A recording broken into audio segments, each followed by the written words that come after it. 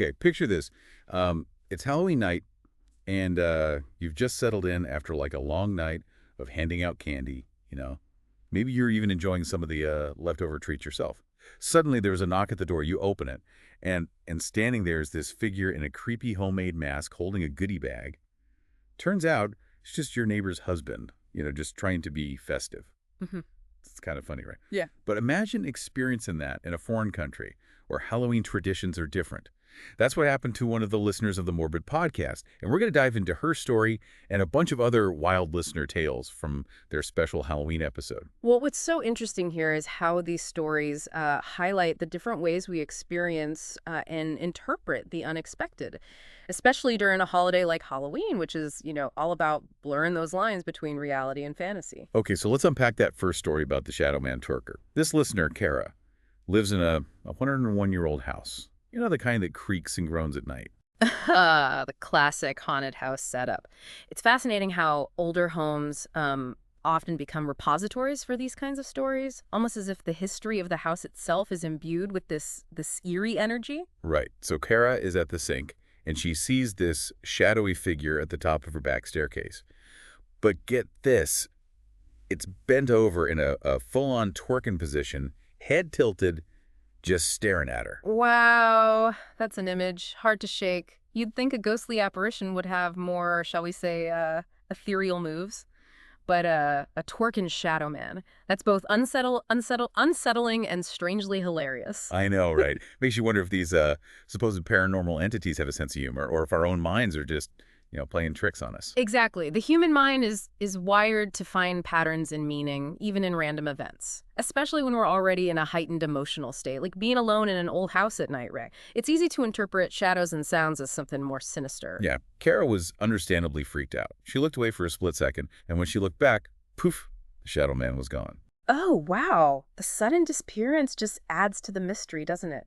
Leaves us wondering if what she saw was real or simply a trick of the light, a figment of her imagination fueled by the spooky atmosphere of the night. Now, this next story takes a different turn. It's a bit more heartwarming, but still deeply connected to that idea of feeling a presence, especially on Halloween. A listener named Chelsea shared a very personal story about her ex-boyfriend, Teddy, who passed away in his sleep from a seizure. It's a really touching story about how she believes he's still with her in spirit. This story taps into a universal human desire, the longing to connect with loved ones we've lost, particularly during times like Halloween, when the veil between the worlds is said to be thin. It's a time when many of us feel more open to the possibility of the supernatural. After Teddy's passing, Chelsea started experiencing all these strange things in her house. Lights would flicker. And once, she even found a book mysteriously dog-eared to a passage that had special meaning for them. And then, on Halloween night while she was with friends, reminiscent about Teddy, a song about a breakup started playing on its own. These seemingly random events can be incredibly comforting for those grieving a loss. It's almost as if they're searching for signs, for messages from beyond to reassure themselves that their loved one is still with them in some way. It gets even more interesting. 2 years later, during Chelsea's bachelorette party, they had a psychic medium come in. And the medium actually contacted Teddy, saying that he was happy for her and giving her the closure she needed to move on. The inclusion of a psychic medium adds another layer to this story, introducing the concept of communication with the spirit world. It's a belief system that many people find solace in, especially when dealing with grief and loss. Chelsea believes Teddy is now her guardian angel, watching over her and her family. It's a beautiful way to remember him, especially on Halloween, a night when we remember those who have passed on. But now, brace yourself, this next story is pretty island. Imagine you're 11 years old, trick-or-treating in a new neighborhood with your sister and a friend. Everything seems fine until you're suddenly surrounded by a group of older boys dressed in black, wearing creepy clown masks. Ah, clowns. They can be either delightful or terrifying, depending on your perspective. And in this case, they're definitely leaning towards the terrifying side. The fact that they're wearing masks adds to the sense of menace, dehumanizing them and making it harder to gauge their intentions. And it gets worse. These boys are wielding baseball bats and golf clubs, banging them on the concrete, surrounding Megan, that's the listener who shared this story, and her friends. They're trapped, the street is deserted, and these masked figures are closing in. It sounds like a scene straight out of a horror movie. Absolutely. The story plays on our primal fears, being Wow. outnumbered, trapped, and confronted by the unknown. The element of surprise and the vulnerability of being young children in a threatening situation makes this a truly frightening scenario. But here's where it gets interesting. Megan, instead of being paralyzed by fear, gets angry. She refuses to let these bullies see her scared. She whispers to her sister and friend to just keep walking, and they push past the boy in front of them. And then, just as quickly as they appeared, the boys vanish. That's an incredible display of courage and resilience, especially for an 11-year-old. In the face of danger, she taps into a fight response, refusing to be a victim. The fact that the boys disappear so abruptly adds to the unsettling nature of the encounter. It's almost as if they were figments of their imagination, projections of their fear taken on a physical form. Megan never went trick-or-treating again after that, but she still celebrates Halloween every year. Now let's switch gears and travel across the globe to Japan, where Halloween is celebrated a bit differently. This story is about a listener named B who experienced a truly strange encounter while home alone on Halloween night. Hmm. This shift to a different cultural context is interesting. It highlights how the same holiday can be experienced and interpreted in vastly different ways depending on local customs and It traditions. was a quiet evening, and B was just relaxing when her doorbell rang. She checked her door camera, expecting to see her friend, but what she saw instead sent chills down her spine. The element of suspense here is really effective. The anticipation of seeing someone familiar, contrasted with the unexpected appearance of something unsettling, creates a delicious sense of unease. Standing at her door was this figure wearing a disturbing homemade papier-mâché mask, wide staring blue eyes, a small, neutral mouth, and dark brown hair parted to the side. It looked like something straight out of a horror movie, but this was real life. The description of the mask is so vivid, it's almost as if we can see it ourselves. The fact that it's homemade makes it even creepier somehow. It suggests a deliberate attempt to create something unsettling rather than just buying a pre-made costume. B was absolutely terrified. She grabbed her phone, waited for the figure to leave, and immediately messaged her friend and supervisor, sending them the picture from the door camera. Her reaction is completely understandable. Being alone in a foreign country and encountering something so unexpected and unsettling would be enough to rattle anyone. Remember how I said Halloween's celebrated differently in Japan? Well, it's not as common for kids to go trick-or-treating there. So B had no idea who this masked figure could be or what they wanted. This lack of familiarity with local customs amplifies her fear. It creates a sense of uncertainty and vulnerability, making the encounter even more unsettling. Her supervisor and her husband rushed over, and the husband even brought a golf club, just in case. But he ended up spending the night at her friend's place, too scared to stay alone. The fact that her supervisor and her husband came to her aid so quickly shows the importance of community and support, especially when living in a foreign country. They provided her with a sense of safety and comfort in a situation that was clearly very frightening for her. Weeks went by, and the masked figure never returned. B started to relax a bit, but then at a Christmas party with friends, the mystery was finally solved. And the truth was far more hilarious and heartwarming than anyone could have imagined. This is a great example of how our initial perceptions can be so easily skewed by fear and lack of context. The truth, as it often does, turns out to be much more mundane, even comedic. It's a reminder that sometimes things aren't always as they seem. You ready for this? It turns out that the masked figure was the husband of one of B's friends. He had wanted to drop off a Halloween goodie bag, but didn't know which apartment was hers. Oh, the irony. A gesture of kindness and holiday cheer misinterpreted as something sinister. It's a classic case of good intentions gone awry, all thanks to cultural differences and a particularly creepy mask. And speaking of the mask, it was inspired by his favorite movie, but its homemade nature definitely made it a lot creepier than he probably intended. They all had a good laugh about it in the end, but I'm sure B learned a valuable lesson about the importance of cultural context. And maybe check in with someone before showing up at their door in a scary mask. Absolutely. This story reminds us that even the most unsettling situations can have surprising and heartwarming explanations. It's a reminder to be open to different perspectives, to communicate clearly, and to maybe, just maybe, avoid wearing creepy homemade masks when delivering treats. Okay, are you ready for one last story before we wrap up this part of our deep dive? This one's a perfect blend of hilarious and heartwarming, and it involves a dad who truly understands how to make Halloween memorable. I'm intrigued. A dad who knows how to make Halloween memorable. That sounds promising. The listener who sent this one in, Adrian, grew up in a family that loves Halloween. Decorations, scary movies, haunted hayrides, you name it, they went all out. Her dad, nicknamed Big Wave, was the mastermind behind many of their Halloween adventures. This sounds like the kind of family that truly embraces the spirit of Halloween, creating those fun, lasting memories that we cherish for years to come. One Halloween, Adrian and her friends were having a scary movie marathon at her house, fueled by pizza and snacks. They were watching the Texas Chainsaw Massacre, and suddenly, Adrian thought she heard a chainsaw outside. Oh, no, not a chainsaw. Talk about a perfectly timed sound effect. Right, it was like something straight out of a movie. She asked her friends if they heard it too, but they thought it was just the movie. But then Adrian heard it again, louder this time, and she knew it was coming from outside. The tension is building here. That second chainsaw sound would send chills down anyone's spine, especially after watching a movie like the Texas Chainsaw Massacre. Her best friend, Elise, heard it too this time, and they paused the movie.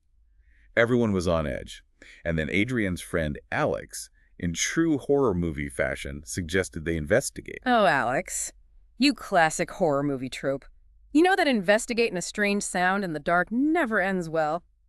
I'm on the edge of my seat here, waiting to hear what happens next. It's funny how, horror movies can totally prime us to react in certain ways, even though we know it's just a movie, right? That sense of suspense and fear can linger, making us more susceptible to suggestion, especially in a situation like this. They all head upstairs and out the back door into the pitch black night. There are about 10 of them, and they're all a little freak out, especially Adrian and Elise, who are the last ones out. Yeah, the darkness itself becomes a character in this story, amplifying their fear and creating that sense of vulnerability. It's that classic horror movie trope, the unknown lurking just beyond the light. And just as they start to explore the driveway, Adrian's mom locks the back door behind them. Talk about bad timing. Oh no, now they're really trapped. That locked door becomes a symbol of their isolation, right?